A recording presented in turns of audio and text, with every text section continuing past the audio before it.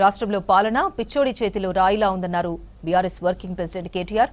తాము మూసి అభివృద్ధికి వ్యతిరేకం కాదని, బ్యూటిఫికేషన్ పేరుతో జరిగే అవినీతికే తాము వ్యతిరేకమన్నారు.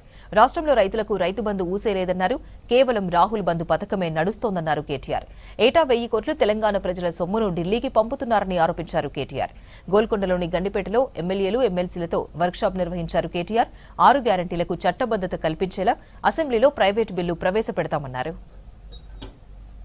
కాంగ్రెస్ ప్రభుత్వం వచ్చిన తర్వాత ఈసారి జరుగుతున్న ఈ బడ్జెట్ సమావేశాలు ఇది ఈ రాష్ట్ర ప్రభుత్వం ప్రవేశపెట్టబోతున్న 3వ బడ్జెట్. అంటే దాదాపుగా పెనల్టిమేట్ బడ్జెట్గా చెప్పుకోవాలి. ఎందుకు అంటే లాస్ట్ ఇయర్ పెట్టే బడ్జెట్ ఎట్లాగూ కేవలం కొన్ని నెలల కోసమే పెట్టే బడ్జెట్ కాబట్టి మరి రాబోయే సంవత్సరం అంటే 27లో పెట్టేది వారి చివరి బడ్జెట్ అవుతుంది. దానికంటే ముందుండే ఈ బడ్జెట్ పెనల్టిమేట్ బడ్జెట్ అవుతుంది. రాష్ట్ర ప్రభుత్వం యొక్క ప్రాధాన్యాలు, రాష్ట్ర ప్రభుత్వం ఇచ్చిన హామీల విషయంలో వారి చిత్తశుద్ధి ఈసారి ఈ బడ్జెట్ ద్వారా స్పష్టంగా బయటపడబోతుందనేది మా పార్టీ యొక్క ఆలోచన.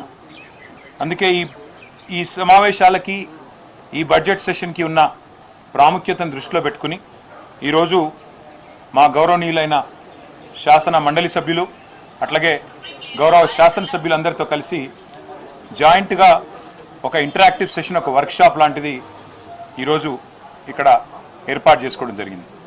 ఇందులో మరి ఆల్మోస్ట్ ఈ బడ్జెట్ పెడితే 60% కాంగ్రెస్ పార్టీకి ప్రజలిచ్చిన వ్యవధి అయిపోతుంది. అంటే వారి హామీలు నెరవేర్చడానికి వారికి 5 బడ్జెట్లు పెట్టే అవకాశం ఉంటే ఈ 3వ బడ్జెట్ పెట్టేస్తే 60% సమయం అయిపోతుంది. కాబట్టి మరి ఈ బడ్జెట్లో ఏ రకంగా మనం ప్రధాన ప్రతిపక్షంగా కాంగ్రెస్ పార్టీని వారిచ్చిన హామీల విషయంలో కానీ ప్రజల తరపున ఏ రకంగా ప్రశ్నించాలి, బడ్జెట్ను కూడా ఏ రకంగా విశ్లేషించాలి, ఎలా మనం ప్రవర్తించాలి అన్న దాని మీద చాలా వివరంగా ఈ ఓరియంటేషన్ సెషన్ సుదీర్ఘంగా జరిగింది.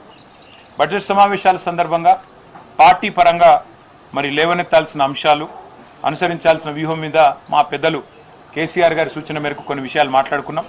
తదుపరి మళ్ళీ కూడా ఈ విషయంలో ప్రత్యేకంగా సమావేశం కూడా ఉంటుంది. ఏదో నడపక తప్పని పరిస్థితుల్లో అనివార్యంగా బడ్జెట్ పాస్ చేసుకోవాలి, లేకపోతే మరి ₹1 కూడా ఖర్చు చేసే అవకాశం ఉండదు. కాబట్టి ఇవాళ ఏదో తూతూ మంత్రంగా అసెంబ్లీ నడిపే ప్రయత్నం రాష్ట్ర ప్రభుత్వం చేస్తూ ఉంది.